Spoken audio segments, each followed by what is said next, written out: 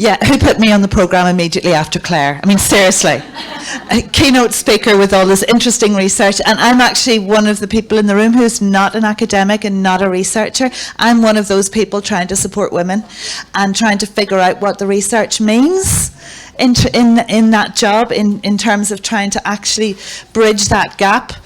Reading the research, seeing it all in theory and going, okay, what does this mean for me in my community? What does this mean for me in my role? So just briefly in terms of NCT, I want to tell you that NCT has been given funding very recently to do some work in Scotland on remote breastfeeding support. And that will include Skype-based support on the island of Skye. So I just wanted to put that out there today to let you know that that's on the horizon, and hopefully we'll get some interesting data out of that.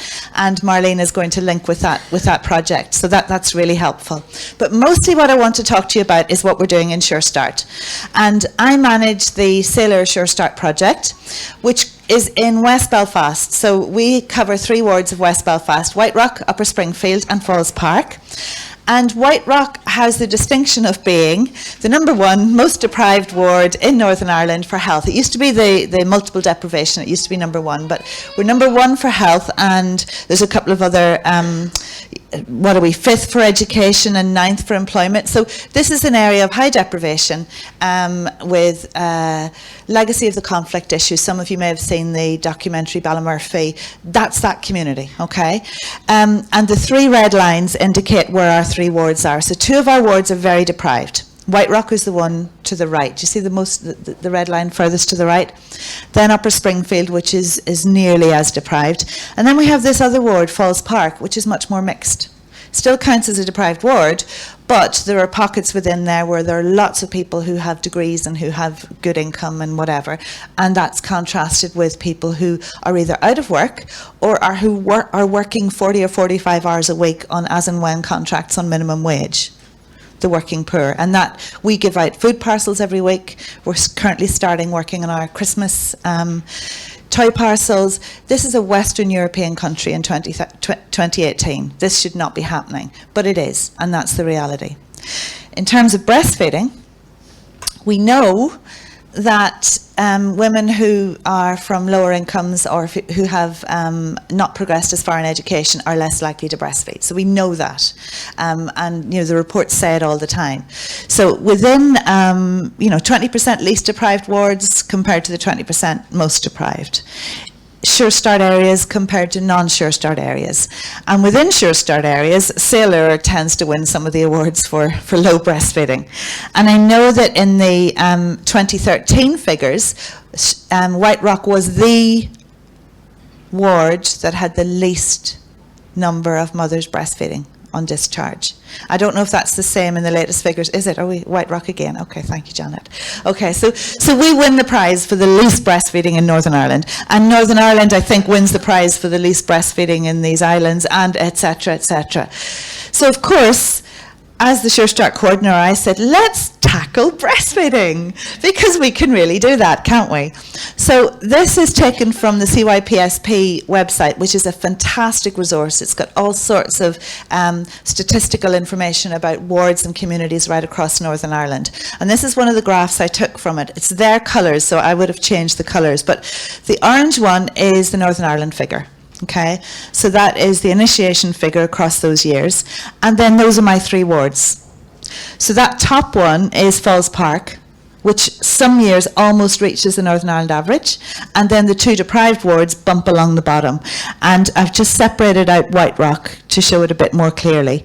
In the 2013 figure, it was 13%. Initiation, and it looks like it's dropped below 10% in the latest figures. I don't have the detail, but it's not good.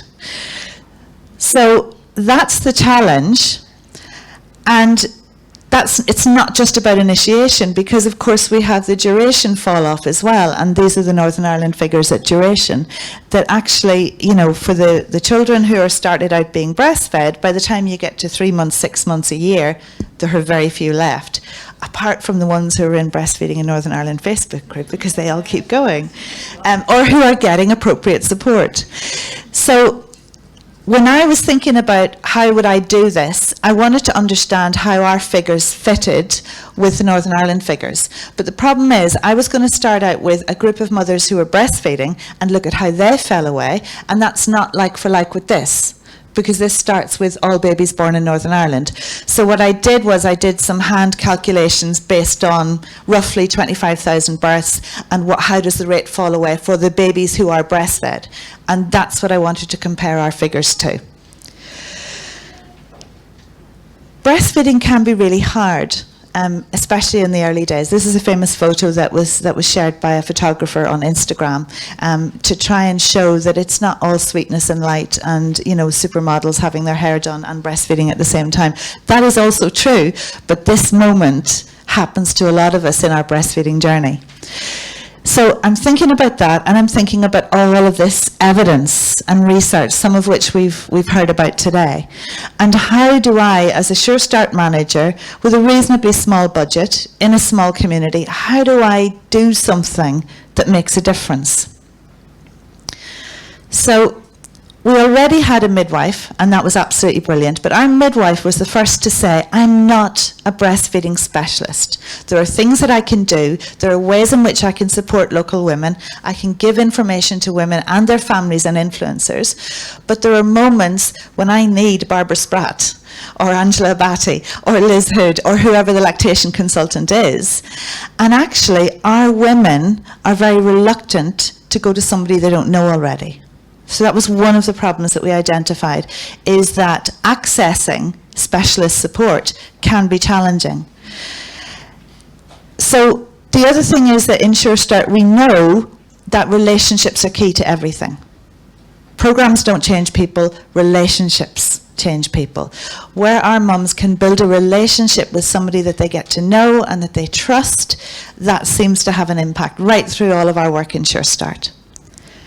So this is what we did. I rejigged the budget and created 2 new posts. We've appointed a lactation consultant on 20 hours, Sarah McCann, and an antenatal teacher, Susan McDowell, who is also a doula and a yoga practitioner and does all sorts of other things. What we wanted to do was to duplicate the sort of services that women from other parts of Northern Ireland were able to access, but that women from our community weren't accessing. So we wanted to see if that would make a difference. But also we wanted to focus on relationships. So that team works with all of our pregnant women and all of our new mums, doing all sorts of stuff. And some of it is breastfeeding support. And we changed it from reactive to proactive, which is some of the stuff coming out very clearly, for example, in Pat Hodnutt's work that we heard about last year. And we thought it would be really hard to significantly improve our initiation rates, but let's see what we can do on duration, because we know that up to 90% of mums stop before they really want to, and it is about getting that right support. So that's what we focused on. The photo, by the way, is one of our mums, because we always do have a small number of women who breastfeed, and every year in Breastfeeding Week we always have a celebration for our mums to do that. So here's what happened.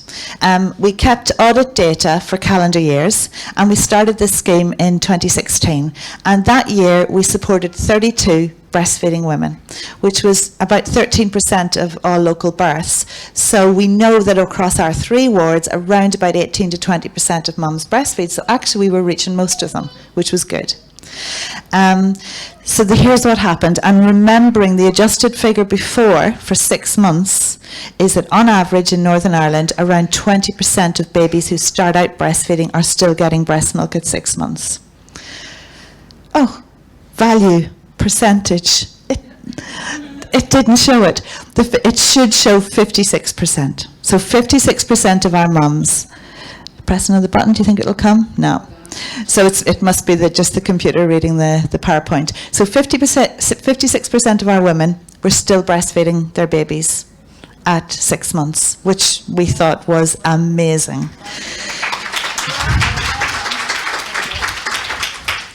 So we were skeptical then, and we were going, okay, it's a small group. is this just a bit of clustering? Is this just something that would have happened anyway? We were aware that at the heart of that group there was a very strong group of friends who'd really bonded through that period of pregnancy and birth and afterwards. Some of them, there was a group of Irish speakers in there that used to meet up 3 days a week and go to the culture. Do you know what I mean? So, and that's part of what we do in Sure Start, is facilitate those friendships. But is it replicable? Can we do this again? Our other concern was that a lot of the women that year were from Falls Park. So are those women that would have breastfed anyway? And that's always a question for us in Sure Start. Are we reaching the right women, and are we supporting the right women? So 2017, we have the figures, and it was slightly different. So we got 37 women, so a few more that year. It was a more fluid group with no identifiable form of fixed friendship groups in there. And we got a real mix from across the 3 wards. So this was a real test for us of what are we going to achieve. And I hope this is going to show it's not. 43%, I'm glad I have these figures in my head. 43% of women that year were still breastfeeding at 6 months. And that one we are really proud of, because we know that those are the right women.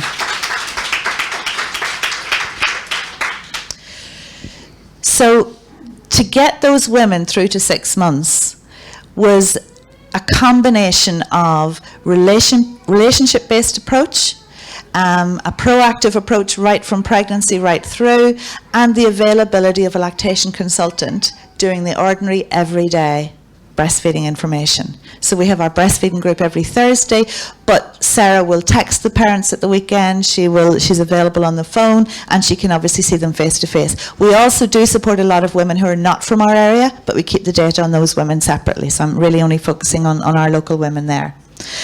And I thought I'd put this up because this is, the blue figure is the Northern Ireland figure. The orange one is 2016, and then the grey one is 2017. So it looks as though we're getting pretty much in line with the Northern Ireland average in the early stages, but our effect is much more powerful the longer they go in the journey. So, you know, by 3 months we're starting to go ahead, and by 6 months we're actually doing much better than the Northern Ireland average. That's in White Rock, okay? That's in Falls Park, and that's in Upper Springfield. I know it's a small number, but we are very excited about this, and we think it could show potential for what can be done. So 2018, we have a problem. We lost our insurance for our midwife. So she was no longer able to do clinical work. So she was basically frustrated at becoming a maternity support worker and wasn't able to do any of the clinical stuff. That in turn had a knock-on effect on her ability to build relationships with the women. Because what they loved was having an actual midwife come into their house to do additional one-to-one home visits, feeling tummies, listening to heartbeats, having conversations about clinical issues. And it seems that that's a crucial element of what we are doing, okay? So she then moved on to another role, and we have now appointed a new midwife. We've gotten cover, indemnity cover from the Belfast Trust, which we're very grateful for. So our new midwife is going to start in December. But it's really had an effect on our work in 2018. But we do know that so far we have supported 24 women this year, of whom 15 are from White Rock. So that's amazing. 8 of those women only fed for a short time, and I mean 1 feed or 1 day. So we think that's a new group that wouldn't have breastfed before. We think this is, and some of them had other babies before and didn't breastfeed those. So we think we might be starting to have an impact on initiation as well. And those are the women who said, yeah, I did that breastfeeding, but I didn't like it. So obviously, you know, there's still a lot of work to be done on motivation, on beliefs, on cultural attitudes. But, you know, they were giving their babies 1 feed or 1 day's worth of breast milk. I mean, that's great. So we have looked at where they live and their social backgrounds, and only 3 or 4 of those women would be from the ABC1 social groups. And we've introduced vouchers because we don't hang about. So So we won't be able to be part of a trial because we've already contaminated ourselves. But this is what communities do with research when we read about it and we decide to try something out. So we've been given £20 vouchers at different stages, and we haven't really been promoting it beforehand. It's framed as a thank you. It's like, you breastfed, here you go. And the women love it. And 2 or 3 of the women have actually posted publicly on Facebook, and these women are from our community, and they're getting comments from friends who are also from the community saying, wow, that's brilliant. And all of that, I think, has a knock-on effect on attitudes and on beliefs. This one was lovely. This woman put up a photo of her voucher and her certificate and her baby, talking about how delighted she was to get a voucher. So unfortunately, from a research point of view, we're not going to be able to show the impact specifically, but that's what we do. We'll fire it all in there. Anything that comes out in research, we're going to jump in and do it. We didn't ask anybody's permission. I don't know what the Sure Start funders think of it. I don't really care at this stage, because I think anybody that looks at our graphs is going to go, okay, then we better let them do it.